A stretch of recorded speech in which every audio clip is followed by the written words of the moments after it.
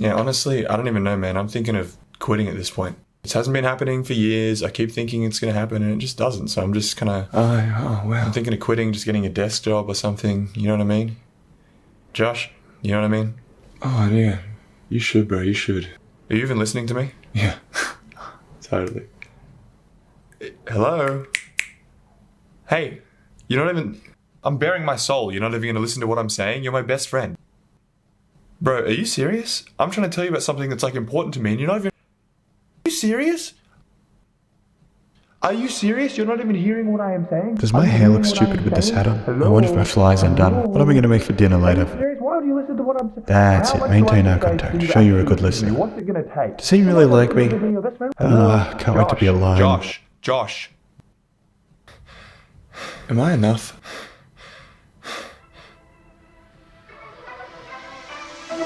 What the fuck? Welcome back, everyone, and today we're going to talk about how to get out of our heads and more into the world so that we can live a more fulfilled, happy, energizing life. Getting stuck up here can be kind of exhausting, it can make you feel trapped, but what exactly is getting stuck in your head? Because that's just kind of a vague notion, so let's go through some concrete examples and see if you relate to any of the following. You get caught in incessant patterns of overthinking. You find social interaction anxiety-inducing, de-energizing, maybe even the thought of a future interaction makes you feel exhausted. You often can't remember things that friends have told you, like plans or events in their lives. You feel disconnected from the world at large, like something is missing. This is just another way of saying you don't feel present. You might feel like a bystander, like you're watching other people participate in life while you're on the outside looking in, and there's this thick fog separating you from them. You might feel like on some level that you're just not being yourself. You know somewhere like in here that there's a more open, playful, energized version of yourself, and you just don't know how to get them out. Well, have no fear, because I am here to exorcise the demons. We're going to do this in 3 chapters. Why do we get stuck here? The benefits of escaping, and how to get out. You can just skip to the techniques if you want. I'll put the timestamps in the description. But knowing why we do things and the benefits of stopping make us much more likely to make long-lasting changes. Why do we do this? Here are 4 of the main reasons. 1. We're just not aware. We're so used to being distracted that we don't even know there's another option. Number 2, we live in an age of distraction. I mean, look at our phones. Look at our phone. Where's my phone? They're literally constantly pulling us out of the present and into our heads. Social media is amazing in many ways, but it is also built to keep our attention. That is how they make money. They keep our attention. So of course we're going to be less present, more anxious, more depressed than we have ever been. 3, perfectionism. When we're trying to be perfect, all we're really doing is constantly calculating possible reasons we could fail, ways we're going to fall short, and why? Why do we do that? That leads me to the big one. 4, to protect ourselves.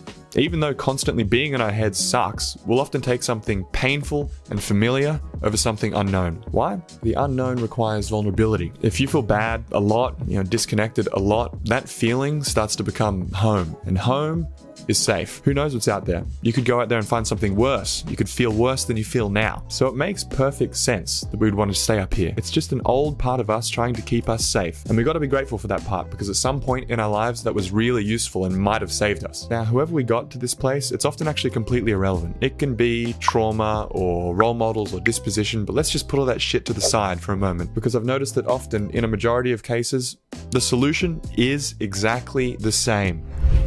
Why should we stop? I mean, obviously, because we want to feel better. Obviously, Josh, I know that. Now, hey, look, I hear you. But let me just list a whole stack of benefits, because I want to G you up, about what you have to gain here. I find it's much easier to improve at anything if you have something to run away from, but also something to run toward. 1, it makes us miserable. This is the obvious one. Now, for a long time, I tried to avoid connecting with people because I wanted to feel safe. But the longer I ran, the more I realized everything comes down to connection. I want to be successful, but why? Probably because I want validation. But then why do I want validation? Because it connects me with people. If you take any of the big problems in your life and you follow those threads down, right in the bottom, there's this big ball of yarn that's just human connection. Everything, all roads lead to human connection, because we are social animals. And if we don't connect, we have a deep sense that something is missing. 2, more opportunity.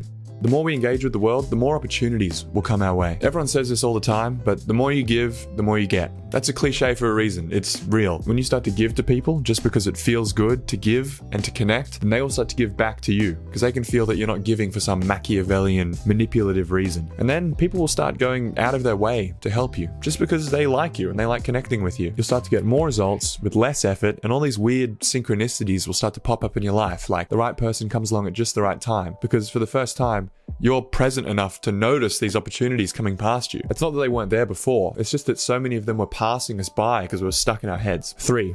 Get more energy! Running on that hamster wheel of thinking and thinking is exhausting, and all of that energy is just wasted. We can reclaim all that wasted energy and have more life force to do all the things that we want to do. How to escape. Okay, so finally, Josh, tell me how to actually do this, please. 1. Noticing. This is the simplest, most direct form of combating it. Every time that you notice that you're in your head, you've just become present.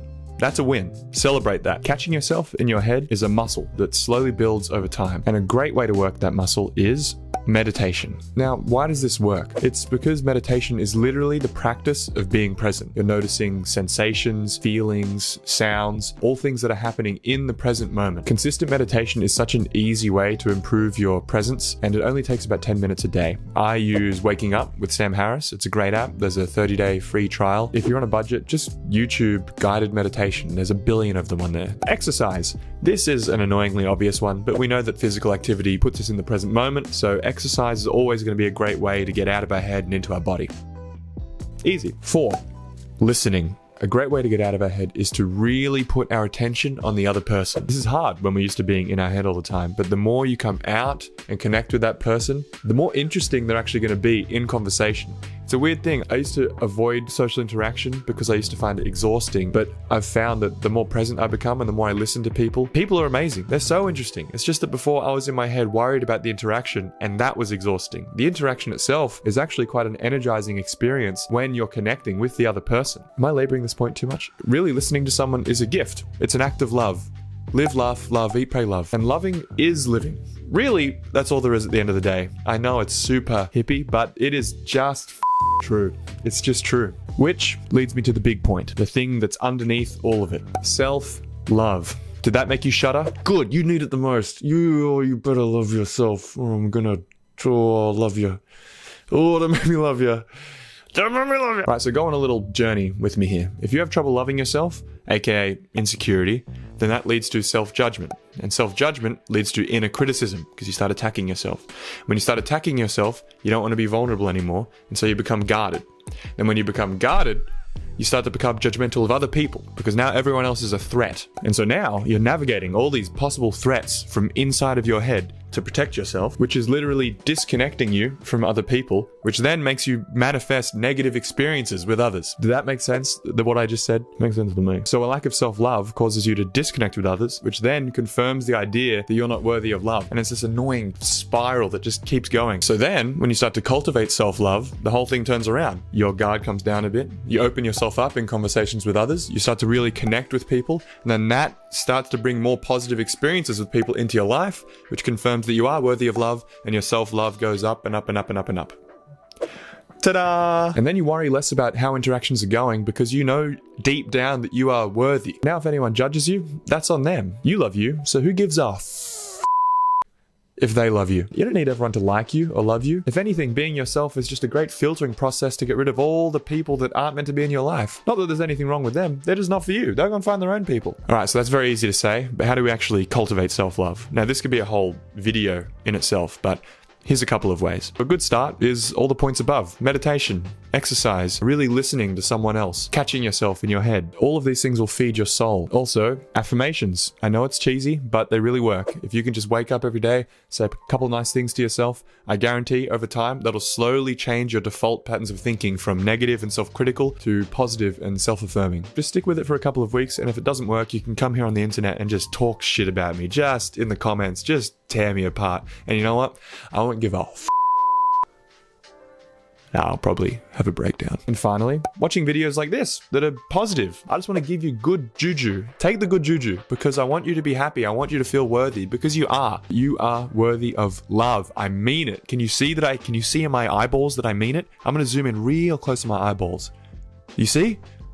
I mean it. Just trust me, even if you don't feel like you are. I'm a guy on the internet. How could you not trust me? When has the internet ever lied to you? And that's it. This is a long journey, but if you can take the little wins that you get along the way, I promise you, your life will open up completely. I still have a long way to go, but using everything that I've laid out here has made my life undeniably more fulfilling and happy and energizing, and I hope that it can do the same for you. So thank you for watching, and as always,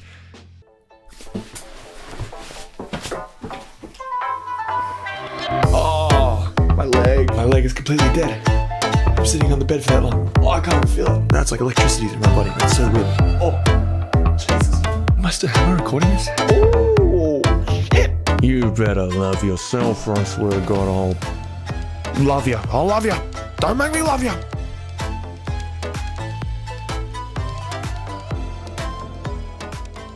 One too many.